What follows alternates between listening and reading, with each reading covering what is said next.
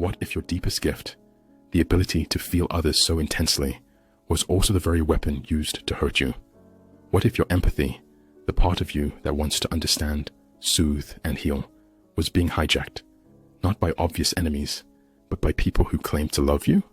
Carl Jung once warned that unconscious forces, left unchecked, can govern a person's life, and they will simply call it fate. But what happens when those unconscious forces use your empathy as a mirror, a container, a shield? What happens when your open heart becomes someone else's emotional battleground? Let's begin here, not with blame, but with clarity. The empath's curse doesn't lie in feeling too much. It lies in not knowing where the self ends and the other begins. And for someone deeply unconscious, someone who refuses to do their own inner work, an empath becomes the perfect host. They feel everything for everyone. They absorb, they explain, they hold space. But at what cost? You may think the people who drained you were simply chaotic. You may have told yourself they were just hurting or lost. And maybe they were. But what no one tells you is that many people unconsciously seek empaths to offload the parts of themselves they can't carry. They don't say it, but they sense your openness, your light, and instead of healing themselves, they bleed into you. This is not a metaphor. It's psychological reality. In Jungian psychology, there is the concept of projection. When a person refuses to face their own darkness, jealousy, rage, shame, they unconsciously project it onto others. And who better to receive it than someone who has made it their mission to understand everyone? Someone who was taught, maybe even in childhood, that love means absorbing pain. You. If you are an empath, this pattern probably started early. Perhaps you had a parent who confided too much in you, a sibling who leaned on you instead of the adults. You learned to monitor the emotions in the room like a survival instinct. You knew how to soothe before you could speak, and you mistook that vigilance for love. But Jung said something haunting. Until you make the unconscious conscious, it will direct your life, and you will call it fate.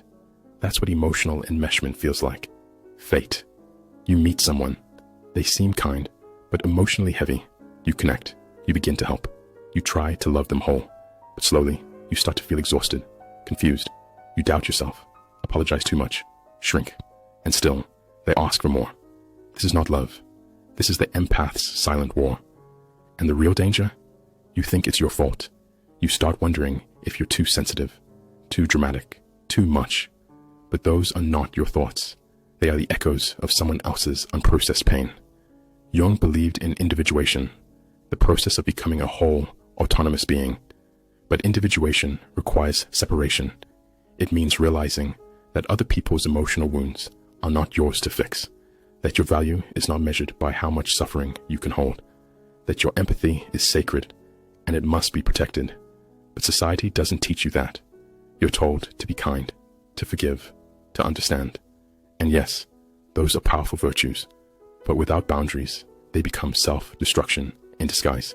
So here's the truth you were never told. Empathy without discernment is not compassion, it's self-abandonment. You are not here to carry everyone. You are not here to bleed just so others can breathe. You are here to grow, to feel, and to protect your light. Not as a wall, but as a boundary. Because not everyone who wants your energy deserves your closeness. Some people are not ready to heal. Some people don't want to change. And some people will drain you simply because they don't know how to feel alive on their own. You are not responsible for their awakening. You are responsible for yours.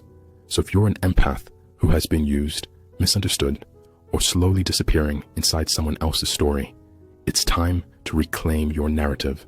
You do not have to become hard to be safe. You do not have to stop caring to survive. But you must learn that your softness is not weakness. It is wisdom. And that wisdom begins with one question. Where do you end and where do they begin? Because once you know that, everything changes. Not all wounds scream. Some whisper, some smile. Some say, "I'm fine," as they drop their emotional baggage into your hands. Have you ever noticed how the same people always seem to bring you chaos, but never clarity? How they show up at your door with drama, disappear when you're in need, then reappear when they need a place to fall apart. If you're an empath, you've likely become a soft place to land for people who have no intention of standing up. This is the trap of emotional parasites. They're not evil.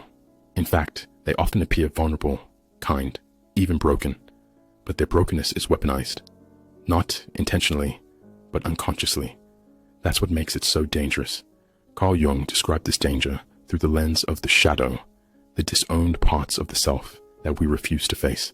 The shadow isn't just anger or aggression, it's also neediness, manipulation, dependency. And when a person refuses to confront their own shadow, they will find someone else to carry it for them. Guess who they choose? The empath. Why? Because you're easy to reach. You're open. You don't slam the door. You listen when others walk away. You see pain behind words, and you keep giving even after your hands are empty. But here's the psychological truth no one talks about. Not everyone wants to be healed. Some people want to be held, coddled, validated, so they don't have to change. They seek empaths not for transformation, but for emotional outsourcing. You become the therapist, the priest, the confessor, and little by little, you disappear. Not physically, emotionally. Your needs become negotiable. Your boundaries optional. Your voice, a whisper in someone else's narrative. And it's not just draining, it's erasure. Jung believed that unintegrated shadow will always find a way out. If not faced, it will be projected. And in a relationship with an empath, projection becomes the currency. Their self-hatred, you feel it. Their rage, you absorb it. Their shame, you apologize for it. And yet, they keep saying, I don't know what I'd do without you. That's not love. That's emotional colonization. One of the most common dynamics in these relationships is projective identification. In psychoanalytic terms, this means the person unconsciously forces you to feel what they can't. You become anxious so they can feel calm. You feel guilty so they can feel innocent. You carry the chaos so they can maintain the illusion of control. They may not even realize they're doing it, but you do. You feel it in your chest, in your fatigue, in the way your joy slowly vanishes. This is how empaths become emotional martyrs. But Jung offers a way out, and it begins with radical self-recognition. First, understand that your empathy is not the problem. Your lack of boundaries is. You are not meant to be a container for someone else's refusal to heal. You are not a sponge. You are a soul, and your soul has limits. Second, recognize that real love does not require sacrifice of self. It requires presence, and presence can only be maintained if your inner world is respected. Ask yourself, do I feel safe to express my needs? Do I shrink myself to keep the peace? Do I always feel exhausted around this person? Am I constantly justifying their behavior to myself? If the answer to any of these is yes, you may not be in a relationship. You may be in a psychological transaction. Empaths are not weak. They're incredibly strong. But strength without discernment becomes exploitation. There's a saying, if you don't heal from what hurt you, you'll bleed on those who didn't cut you. Emotional parasites bleed on empaths and then call it love. But love doesn't make you sick. It doesn't make you small. It doesn't make you disappear. Real love requires two whole people, not one who feels everything and another who refuses to feel anything. So how do you escape this dynamic? Jung said, one does not become enlightened by imagining figures of light, but by making the darkness conscious. That means recognizing when someone is projecting onto you, naming when their chaos becomes your emotional burden, refusing to carry what isn't yours. Empathy must evolve. It must grow teeth. It must learn to say, I see your pain, but I won't drown in it. I hear your story, but I won't become the villain in it. I love you, but I also love myself. Because if you don't protect your energy, someone else will use it to build a house you were never meant to live in. You are not a safe haven for avoidance. You are not a therapist in disguise. You are not their second chance at healing. You are a human being with your own needs, wounds, and right to peace. And peace only comes when you stop explaining your pain and start respecting your soul. There's a kind of love that feels like home, but turns out to be a trap. It's the kind of connection that starts with mutual care, but slowly slips into mutual confusion. The kind that says we're one, but secretly erases the you. For many empaths, this isn't just a relationship pattern, it's a survival pattern. You learn to tune into others because no one ever truly tuned into you. You learn to anticipate needs, to soften your voice, to hide your pain, not because you were kind, but because it was the only way to be safe. But Carl Jung warned us, what begins as adaptation can become annihilation. When you are too good at merging with others, you forget where they end and where you begin. This is the tragedy of emotional fusion. At first, it feels intimate. You finish each other's sentences. You know their moods before they speak. You feel proud of how in sync you are. But slowly, you begin to disappear. You don't laugh the same. You speak less. You shrink your joy, your anger, your needs, because you're afraid it will rock the boat. You start asking, am I too much? Or worse, am I anything at all? Jung said, the most terrifying thing is to accept oneself completely. And perhaps that's why empaths struggle. It's easier to focus on others. It's safer to heal others than to face our own wounded mirror. But here's the truth. When your empathy comes from unhealed wounds, it doesn't lead to connection. It leads to codependence. In psychological terms, this is enmeshment. You begin to experience another person's feelings as your own.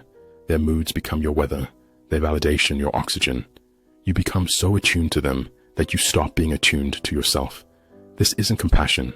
This is emotional exile. One of the hardest realizations for empaths is this.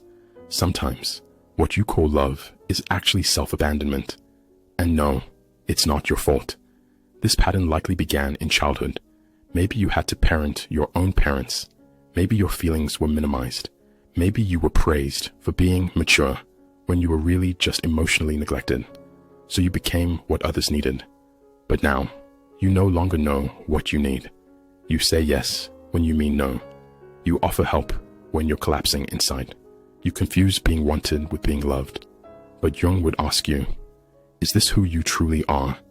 Or is this who you became to be safe? The path forward isn't to stop being empathetic. It's to build a boundary around your soul. Because without boundaries, empathy becomes emotional suicide.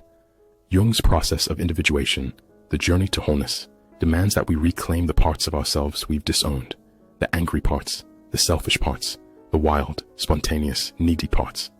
Why? Because your wholeness is not found in being endlessly available. It's found in becoming real.